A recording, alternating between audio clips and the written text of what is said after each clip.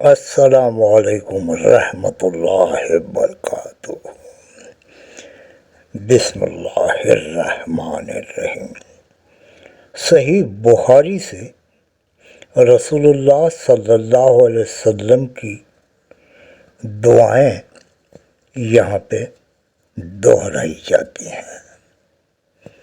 اللہ کی رحمت و درود و سلام ہو محمد صلی اللہ علیہ وسلم پر، جو تمام نبیوں اور رسولوں کے سردار ہیں، جن کو گناہ گاروں کی شفاعت کرنے کا اعزاز دیا گیا ہے، جن کو تمام جہاں والوں کے لیے رحمت بنا کر بھیجا گیا، جن کو اللہ تعالیٰ نے لوح محفوظ اور قلم بنانے سے پہلے تمام نبیوں اور رسولوں کی سرداری اور نیک بندوں تک اپنا پیغام پہنچانے کا شرف عطا کرنے کے لیے چنا، اور جن کا انتخاب اللہ تعالیٰ نے اس لیے کیا وہ اللہ تعالیٰ کے لامحدود خزانے میں سے جو نعمتیں ہیں اس کی تفصیل بیان کریں، اور ان کو اپنے ذات عالی کے علوم و معارف عطا کیے جو اب تک کسی پر نہیں کھولے تھے، اور اپنی ذلیل القدر صفات ان پر منکشف فرمائیں جن کو کوئی نہیں جانتا تھا، نہ کوئی مقرب فرشتہ نہ کوئی مرسل، اور ان کے سینے مبارک میں ان صلاحیتوں کو ادراک کے لیے کھول دیا جو اللہ تعالیٰ نے انسان میں ودیعت فرمائی ہیں، تاکہ یہ دعائیں اور بھی زیادہ مقبول ہو جائیں اللہ کے دربار میں۔ آمین۔ حشر کے میدان میں جب جنتی جنت میں اور دوزخی دوزخ میں داخل ہو چکے ہوں گے تو اللہ تعالیٰ ارشاد فرمائیں گے، جن کے دل میں رائی کے دانے کے برابر بھی ایمان ہو اسے دوزخ سے نکال دو۔ چنانچہ ان لوگوں کو بھی نکال دیا جائے گا۔ ان کی حالت یہ ہوگی کہ وہ جل کر سیاہ فام ہو گئے ہوں گے۔ اس کے بعد ان کو نہر حیات میں ڈالا جائے گا تو وہ اس طرح فوری طور پر تر و تازہ ہو کر نکل آئیں گے جیسے دانہ سیلاب کے کوڑے میں پانی اور کھاد ملنے کی وجہ سے فوری اگ جاتا ہے۔ کبھی تم نے غور کیا کہ وہ کیسا زرد بلکھایا ہوا نکلتا ہے؟ اللہ تبارک و تعالی حشر کے میدان میں ہم مسلمانوں کے دل میں، جن کے دل میں رائی کے دانے برابر بھی ایمان ہو، اسے یہ دوزخ سے نکال دینے کا جو اللہ تبارک و تعالیٰ کا فرمان ہے اس سے نوازے۔ رسول اللہ صلی اللہ علیہ وسلم کا ارشاد ہے کہ اللہ تعالیٰ نے میری امت کے ان وسوسوں کو معاف فرما دیا ہے جو ایمان اور یقین کے خلاف یا گناہ کے بارے میں ان کے دل میں بغیر اختیار کے آ جاتے ہیں، اور جب تک کہ وہ ان وسوسوں کے مطابق عمل نہ کر لیں یا ان کو زبان پر نہ لائیں۔ اللہ تبارک و تعالی ہمیں ان وسوسوں سے اپنے پناہ میں رکھے۔ آمین۔ رسول اللہ صلی اللہ علیہ وسلم نے ارشاد فرمایا، جو شخص سچے دل سے شہادت دے کہ اللہ تعالیٰ کے سوائے کوئی معبود نہیں اور محمد صلی اللہ علیہ وسلم اللہ تعالیٰ کے رسول ہیں، تو اللہ تعالیٰ نے دوزخ پر ایسے شخص کو حرام کر دیا۔ صلی اللہ علیہ وسلم کی یہ جو دعا ہے وہ اللہ تبارک و تعالیٰ ہمارے حق میں قبول فرمائے۔ رسول اللہ صلی اللہ علیہ وسلم کا ارشاد ہے، ایمان یہ ہے کہ تم اللہ تعالیٰ کو، اس کے فرشتوں کو اور آخرت میں اللہ تعالیٰ سے ملنے کو اور اس کے رسولوں کو حق مانو، اور مرنے کے بعد دوبارہ اٹھائے جانے کو حق جانو، حق مانو۔ اللہ تبارک و تعالیٰ یہ حق جاننے کی جو بات ہے ہمارے دلوں میں اتارتا ہے۔ اللہ تعالیٰ کا ارشاد ہے، اللہ تعالیٰ کا ہاتھ یعنی اس کا خزانہ بھرا ہوا ہے۔ رات اور دن کی مسلسل خرچ اس خزانے کو کم نہیں کرتا۔ کیا تم نہیں دیکھتے کہ جب سے اللہ تعالیٰ نے آسمان اور زمین کو پیدا کیا اور اس سے بھی پہلے کہ جب کہ ان کا عرش پانی پر تھا کتنا خرچ کیا ہے، اس کے باوجود ان کے خزانے میں کچھ کمی نہیں ہوئی۔ تقدیر کے اچھے برے فیصلوں کا ترازو انہی کے ہاتھ میں ہے۔ اللہ تبارک و تعالی ہمارے حق میں دنیا میں بھی اور آخرت میں بھی بہترین فیصلے عطا فرمائے۔ اللہ تعالی قیامت کے دن زمین کو اپنے قبضے میں لے لیں گے اور آسمان کو اپنے داہنے ہاتھ میں لپیٹیں گے، پھر فرمائیں گے کہ میں ہی بادشاہ ہوں، کہاں ہے وہ زمین کے بادشاہ۔ اللہ تبارک و تعالیٰ اس کے اس غصے اور غضب سے ہمیں اپنے پناہ میں رکھے، آمین۔ حضور رسول اللہ صلی اللہ علیہ وسلم نے ارشاد فرمایا، اللہ تعالیٰ نے بچہ دانی پر ایک فرشتہ مقرر فرما رکھا ہے، وہ عرض کرتا رہتا ہے، اے میرے رب اب یہ نطفہ ہے، اے میرے رب اب یہ نطفہ جمع ہوا خون ہے، اے میرے رب اب یہ گوشت کا لوتھڑا ہے۔ اللہ کے سب کچھ جاننے کے باوجود فرشتہ اللہ تبارک و تعالیٰ کو بچے کی مختلف شکلیں بتاتا رہتا ہے۔ پھر جب اللہ تعالیٰ اس کو پیدا کرنا چاہتے ہیں تو فرشتہ پوچھتا ہے، اس کے متعلق کیا لکھوں، لڑکا یا لڑکی، بدبخت یا نیک بخت، روزی کیا ہوگی، عمر کتنی ہوگی۔ چنانچہ ساری تفصیلات اسی وقت لکھ دی جاتی ہے جب وہ ماں کے پیٹ میں ہوتا ہے۔ واللہ عالم، ایک حدیث قدسی ہے، آدم کا بیٹا مجھے تکلیف دینا چاہتا ہے اور زمانے کو برا بھلا کہتا ہے، حالانکہ زمانہ کچھ نہیں، وہ تو میں ہی ہوں، میری ہی ہاتھ میں زمانے کی تمام معاملات ہیں، میں جس طرح چاہتا ہوں رات اور دن کو گردش دیتا ہوں۔ تکلیف دہ بات سن کر اللہ تعالیٰ سے زیادہ برداشت کرنے والا کوئی نہیں ہے۔ مشرکین اس کے لیے بیٹا ثابت کرتے ہیں اور پھر بھی وہ انہیں عافیت دیتا ہے اور روزی عطا کرتا ہے۔ آج کل ایک عذاب اللہ تبارک و تعالیٰ نے دنیا میں نازل کیا ہے، وہ ہے یہ کورونا وائرس کا، یا H3N2 یہ جو وائرس ہے اس کے بارے میں یہ عذاب آ گیا ہے اور ہزاروں لوگ ہلاک ہو رہے ہیں۔ اس کے بارے میں ایک حدیث آتی ہے بخاری شریف میں کہ آپ کی اہلیہ محترمہ فرماتی ہیں کہ میں نے رسول اللہ صلی اللہ علیہ وسلم سے طاعون کے بارے میں پوچھا، طاعون یعنی بیماری، پلیگ، اس کے بارے میں پوچھا۔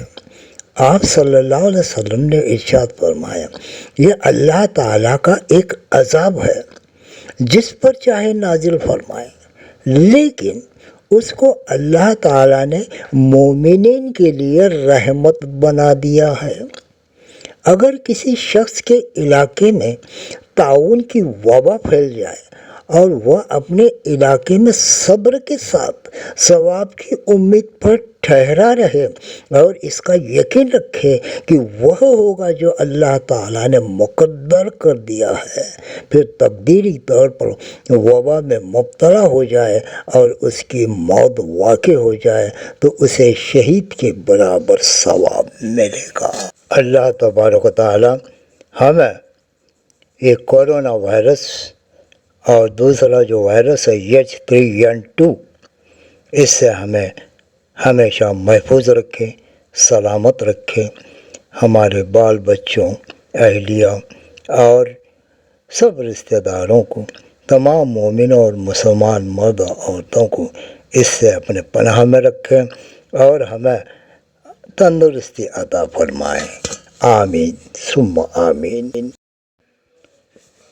ابھی اور ایک حدیث سنیے کہ رسول اللہ صلی اللہ علیہ وسلم نے ارشاد فرمایا، لوگوں کی ایک جماعت کا لقب جہنمی ہوگا، حضرت محمد صلی اللہ علیہ وسلم کی شفاعت پر دوزخ سے نکل کر جنت میں داخل ہوں گے۔ اللہ تبارک و تعالی ہمیں محمد رسول اللہ صلی اللہ علیہ وسلم کی شفاعت نصیب فرمائیں۔ آمین ثم آمین۔ رسول اللہ صلی اللہ علیہ وسلم نے ارشاد فرمایا، جنت میں چلنے کے دوران میرا گزر ایک نہر پر ہوا، اس کے دونوں جانب کھوکھلی موتیوں سے تیار کیے ہوئے گنبد بنے ہوئے تھے۔ میں نے جبریل علیہ السلام سے عرض کیا، پوچھا یہ کیا ہے؟ جبریل علیہ السلام نے کہا کہ یہ نہر کوثر ہے جو آپ کے رب نے آپ کو عطا فرمائی۔ میں نے دیکھا کہ اس کی مٹی جو اس کی تہ میں تھی وہ نہایت مہکنے والی مشک تھی۔ اللہ تبارک و تعالی ہمیں اس جنت الفردوس کی نہر جو ہے اس سے پانی پلائیں اور ہمیں اپنے رحمتوں اور برکتوں میں شامل کریں۔ آمین۔ حضور صلی اللہ علیہ وسلم کا ارشاد ہے کہ میرے حوض کی مسافت 1 مہینے کی ہے اور اس کے دونوں کونے بالکل برابر ہیں، یعنی اس کی لمبائی چوڑائی برابر ہے، اس کا پانی چاندی سے زیادہ سفید ہے اور اس کی خوشبو مشک سے بھی اچھی ہے، اور اس کے کوزے آسمان کے تاروں کی طرح بے شمار ہے۔ جو اس کا پانی پی لے گا اس کو کبھی پیاس نہیں لگے گی۔ رسول اللہ صلی اللہ علیہ وسلم نے حدیث قدسی بیان کرتے ہوئے فرمایا، میں نے ایک نیک بندوں کے لیے ایسی نعمتیں تیار رکھی ہیں جن کو نہ کسی آنکھ نے دیکھا، نہ کسی کان نے سنا اور نہ کسی انسان کے دل میں اس کا خیال گزرا۔ اگر تم چاہو تو قرآن کی یہ آیت پڑھو۔ یہ آیت کا ترجمہ ہے، کوئی آدمی بھی ان نعمتوں کو نہیں جانتا جو ان بندوں کے لیے چھپا کر رکھی گئی ہیں جن میں آنکھوں کے لیے ٹھنڈک کا سامان ہے۔ اللہ تبارک و تعالی جنت الفردوس میں ہمیں ان سب نعمتوں سے نوازیں۔ آمین ثم آمین۔ رسول اللہ صلی اللہ علیہ وسلم نے ارشاد فرمایا، جنت میں ایک کوڑے کی جگہ، یعنی کم سے کم جگہ بھی دنیا اور جو کچھ اس میں ہے اس سے بہتر اور زیادہ قیمتی ہے۔ ایک دن ایک دیہات کے رہنے والے صاحب رسول اللہ صلی اللہ علیہ وسلم کی خدمت میں حاضر ہوئے اور عرض کیا، یا رسول اللہ، مجھے کوئی ایسا عمل بتا دیجئے جس کے کرنے سے میں جنت میں داخل ہو جاؤں۔ آپ صلی اللہ علیہ وسلم نے ارشاد فرمایا، اللہ تعالیٰ کی عبادت کیا کرو، کسی کو ان کا شریک نہ ٹھہراؤ، فرض نماز پڑھا کرو، فرض زکوٰۃ ادا کرو اور رمضان کے روزے رکھا کرو۔ ان صاحب نے عرض کیا، اس ذات کی قسم جس کے قبضے میں میری جان ہے، جو اعمال آپ نے فرمائے ہیں ویسے ہی کروں گا، ان میں کوئی اضافہ نہیں کروں گا۔ پھر جب وہ صاحب چلے گئے تو رسول اللہ صلی اللہ علیہ وسلم نے فرمایا، جو شخص کسی جنتی کو دیکھنا چاہتا ہے وہ ان کو دیکھ لے۔ اللہ تبارک و تعالی ہمیں بھی جنت نصیب فرمائے۔ آمین۔ ایک بار ایک صاحب رسول اللہ صلی اللہ علیہ وسلم کی خدمت میں حاضر ہوئے۔ ان کے سر کے بال بکھرے ہوئے تھے۔ ہم ان کی آواز کی گنگناہٹ تو سن رہے تھے، لیکن فاصلے پر ہونے کی وجہ سے ان کی بات ہمیں سمجھ میں نہیں آ رہی تھی۔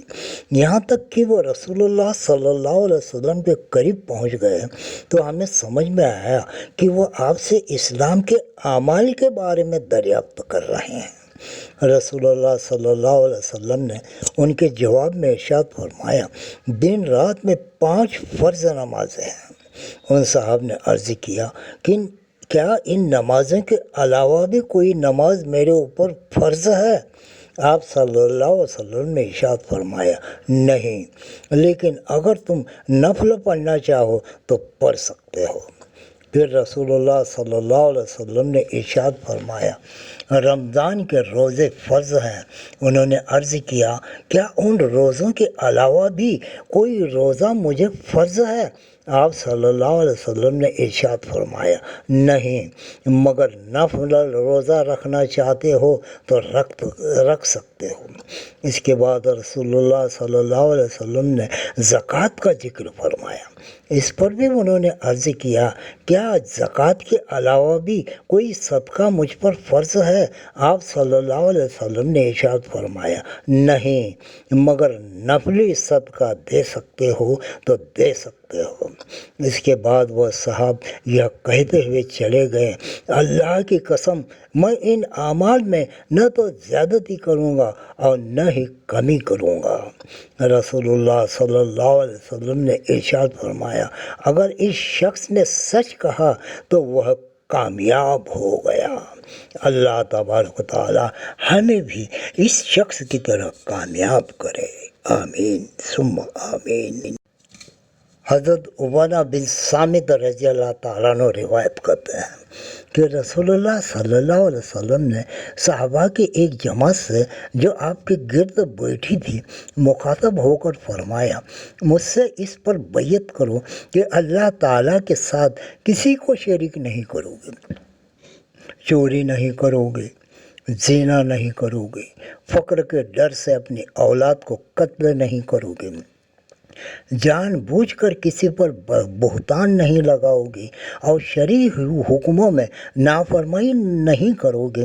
جو کوئی تم میں سے اس عہد کو پورا کرے گا اس کا اجر اللہ تعالیٰ کے ذمہ ہے، اور جو شخص شرک کے علاوہ ان میں سے کسی گناہ میں مبتلا ہو جائے اور پھر دنیا میں اس کو اس گناہ کی سزا بھی مل جائے، جیسے حد وغیرہ جاری ہو جائے، تو وہ سزا اس کے گناہ کے لیے کفارہ ہو جائے گی، اور اگر اللہ تعالیٰ نے ان میں سے کسی گناہ پر پردہ پوشی فرمائی اور دنیا میں اسے سزا نہ ملی تو اس کا معاملہ اللہ تعالیٰ کی مرضی پر ہے، چاہے وہ اپنے فضل و کرم سے آخرت میں درگزر فرمائے اور چاہے عذاب دے۔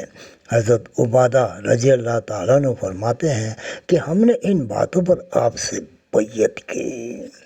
اللہ تبارک و تعالی ہمیں بھی اس بیعت میں شامل فرمائے، آمین ثم آمین۔ رسول اللہ صلی اللہ علیہ وسلم نے ارشاد فرمایا، جو شخص اللہ تعالیٰ پر اور ان کے رسول پر ایمان لائے، نماز قائم کرے اور رمضان المبارک کے روزے رکھے تو اللہ تعالیٰ کے ذمہ ہوگا کہ اسے جنت میں داخل فرمائے، خواہ اس نے اللہ تعالیٰ کے راستے میں جہاد کیا ہو یا اسی سرزمین پر رہا ہو جہاں اس کی پیدائش ہوئی، یعنی جہاد نہ کیا ہو۔ صحابہ رضی اللہ تعالیٰ عنہ نے عرض کیا، یا رسول اللہ، کیا لوگوں کو یہ خوشخبری سنا دے؟ آپ صلی اللہ علیہ وسلم نے ارشاد فرمایا، نہیں، کیونکہ جنت میں 100 درجے ہیں جو اللہ تعالیٰ نے اپنے راستے میں جہاد پر جانے والوں کے لیے تیار کر رکھے ہیں، جن میں سے ہر 2 درجوں کے درمیان اتنا فاصلہ ہے جتنا زمین اور آسمان کے درمیان فاصلہ ہے۔ جب تم اللہ تعالیٰ سے جنت مانگو تو جنت الفردوس مانگا کرو، کیونکہ وہ جنت کا سب سے بہترین اور سب سے اعلیٰ مقام ہے اور اس کے اوپر رحمان کا عرش ہے، اسی سے جنت کی نہریں پھوٹتی ہیں۔ اللہ تبارک و تعالی ہم پورے سب مسلمانوں کو جنت الفردوس عطا کریں، آمین ثم آمین۔ یہ تھی بخاری شریف کی حدیث ہے جو ہم نے ان دعاؤں میں شامل فرمائی۔ اللہ تبارک و تعالیٰ اس کی رحمت اور برکتوں پہ ہمیں نوازے، دنیا میں بھی، برزخ میں بھی اور آخرت میں بھی۔ آمین ثم آمین۔ اللہ حافظ۔